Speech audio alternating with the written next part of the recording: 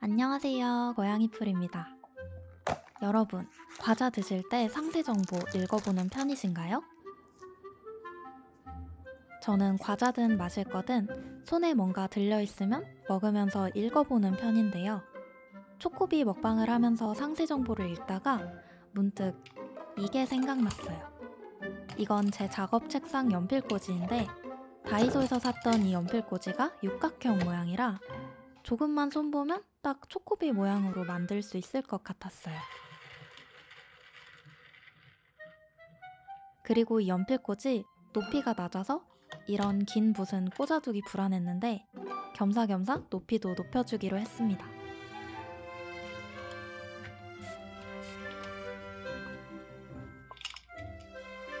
처음엔 폴리머 클레이로 만들어 볼까 했는데요. 연필꽂이 부피가 좀 커서 가성비가 안 좋을 것 같더라고요. 그래서 지점토를 가지고 왔습니다. 그리고 이왕 다이소 제품 커스텀 하는 건데 구하기 쉬운 재료로 만들어 보면 재미있을 것 같았어요. 그런데 알고 보니까 이게 구매한 지 3년도 넘은 거더라고요.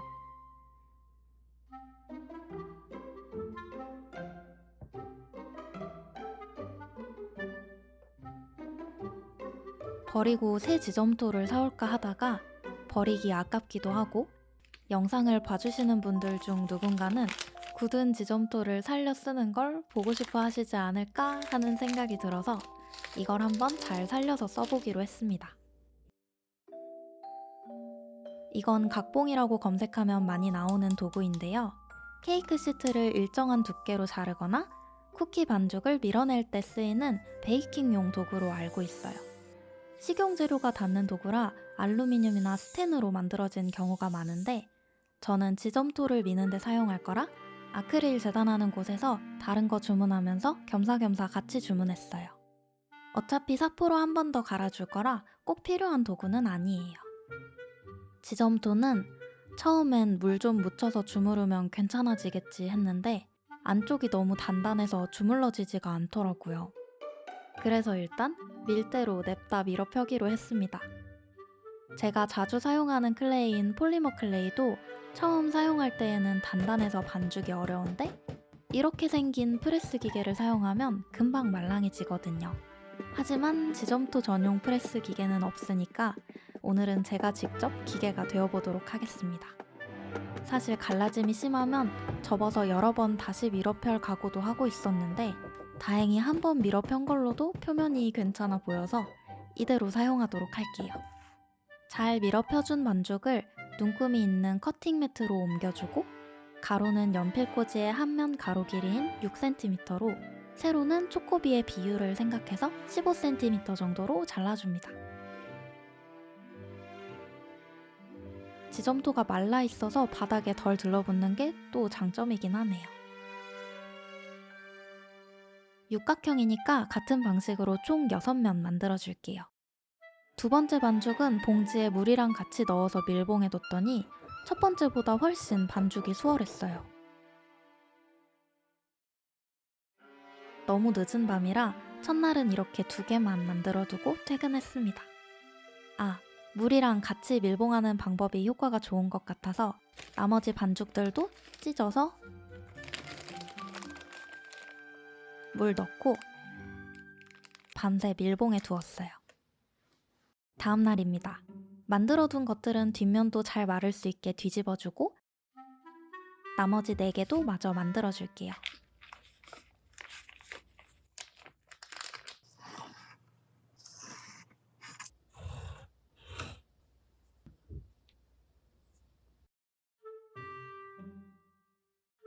초코비가 껍데기만 있고 내용물이 없으면 또 속상하잖아요. 그래서 지금 만드는 건 초코비 과자입니다. 마르지 않도록 물을 묻혀가며 모양을 잡아줬어요.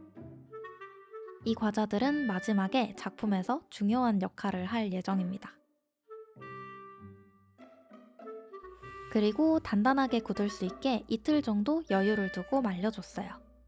너무 얇게 만들었더니 굳으면서 휘어지길래 고기 굽듯이 뒤집어가며 말려주었습니다.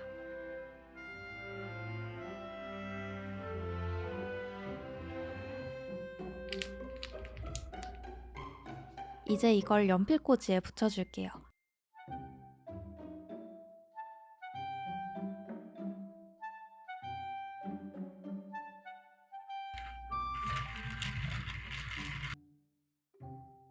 그리고 조금 남겨둔 지점토로 지렁이를 하나 만들어서 틈 사이를 살살 메꿔줍니다. 사포질 할 거니까 좀 지저분해도 괜찮아요.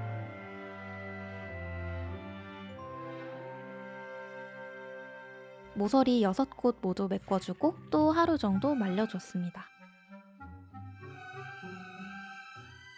단단하게 굳었다면 드디어 사포질 차례예요. 이 종이 사포도 다이소에서 구매했어요.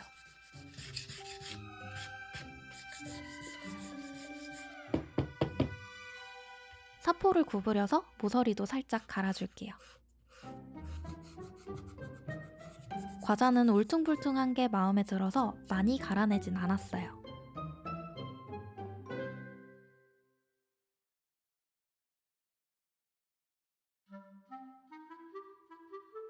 드디어 채색 시간입니다. 아크릴 물감으로 연두색 배경을 먼저 칠해줄게요.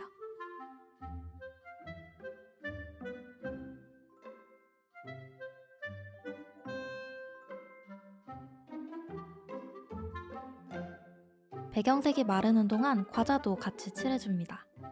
제가 먹방했던 현실 버전 초코비는 초코색이지만 저는 애니메이션 버전의 베이지색 초코비로 채색해줄 거예요. 그 사이 배경색이 잘 말랐네요. 아크릴 물감이 벗겨지지 않도록 바닥에 물티슈를 깔고 색연필로 와니야마상 스케치를 해줍니다. 와니야마상은 초코비 모델인 이 분홍색 악어예요. 악어는 초코 과자를 먹지 못할 텐데 왜 악어가 모델일까요?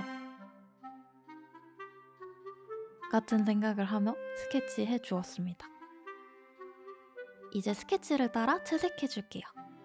초코비가 과자색만 좀 다른 줄 알았더니 과자 포장지도 애니메이션 버전이랑 현실 버전이랑 조금 다르게 생겼더라고요. 저는 역시 애니메이션 버전이 좋아서 초코비 글씨도 애니메이션처럼 일본어로 적어주었어요.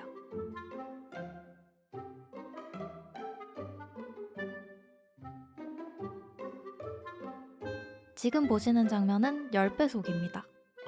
10배속을 해도 조금 지루하니까 나머지는 마법을 부려서 마무리해 올게요.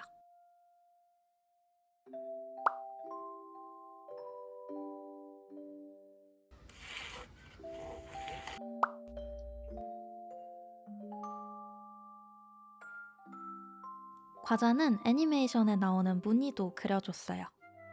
아, 이 밑에 있는 건 남은 지점토 반죽으로 만든 건데요. 후우링이 될 파츠들입니다. 뜬금없이 후우링을 만든 건 레진 테스트를 위해서예요. 이제 마무리 단계로 마감 코팅 작업을 해줄 건데요. 가지고 있는 UV 레진과 다이소 네일용 탑젤 둘을 비교해 보려고요. 여러분, 레진 사용할 때는 방독 마스크랑 장갑 꼭 착용해주세요. 첫 번째는 UV 레진입니다. 얇게 발라서 86W 램프에 60초씩 여러 번 구워줬어요. 반짝반짝 예쁘게 잘 되긴 했는데 뭘 잘못했는지 오래 구워줘도 미경화가 남더라고요. 약간 끈적하길래 햇빛 아래 하루 정도 방치해줬어요. 다음은 다이소 탑젤입니다. 약간 겁나서 작은 파츠들에 먼저 해봤는데 60초 한 번씩 구웠는데도 미경화 없이 깔끔하게 나왔어요. 다만 탑젤은 황변이 심하다고 하던데 이건 제가 오래 가지고 있으면서 좀 더 지켜봐야 알 수 있을 것 같아요. 일단 탑젤이 마음에 들어서 과자들도 전부 탑젤로 코팅해줬습니다.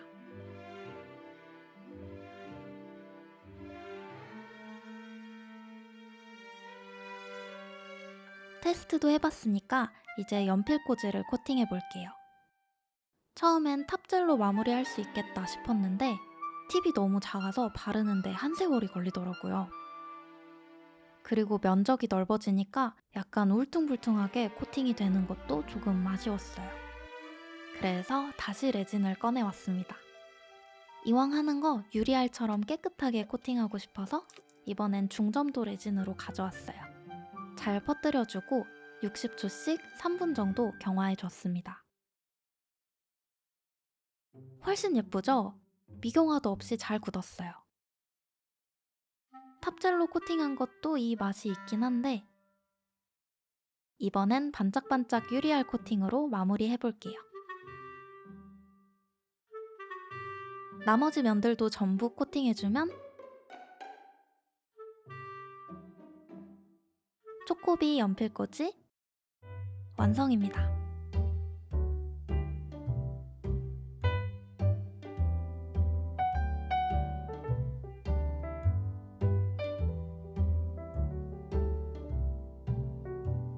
열심히 만든 과자들은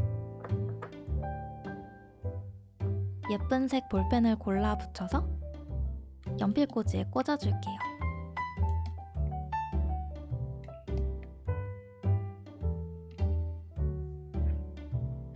초코비 상자 안에 든 초코비 과자 같은가요?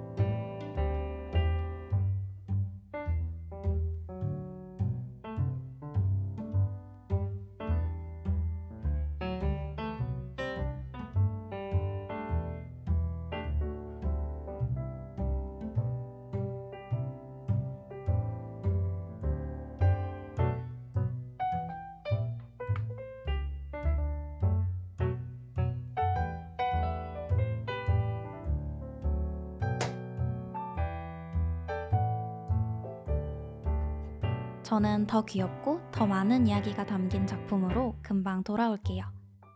시청해주셔서 감사합니다. 다음 영상에서 또 만나요.